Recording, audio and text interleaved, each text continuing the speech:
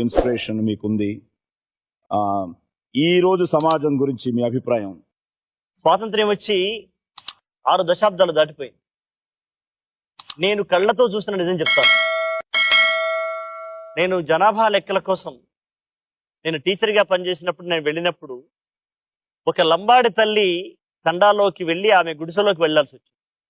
నేను వెళ్ళేసరికి ఆ తల్లి 3 నెలల పసిబిడ్డకు పాలిస్తోంది. అయితే తన పాలు ఇవ్వడం కాదు, పక్కన కళ్ళు ముద్దలో ఉన్నటువంటి కళ్ళును ఆ 3 నెలల పసిగుడ్డికి చెంచాలతో తాపిస్తుంది.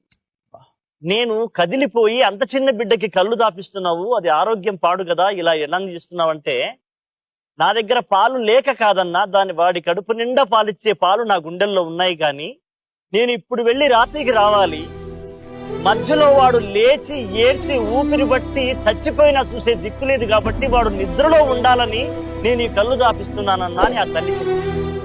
60 ఏళ్ల తర్వాత కూడా ఒక లంబాడి తల్లి తన బిడ్డకు కడుపు నిండా పాలిచ్చుకోలేని పరిస్థితి ఇవాళ కూడా ఉందంటే అన్న చెప్పినట్టు ఏమి మారింది. అక్కడ నాకు పాట లంబాడి భాషలో లాలి లాలి అంటే ఆలో ఆలో అంటారు. ఆలో ఆలో జో జో ఆలో జో జో ఆలో.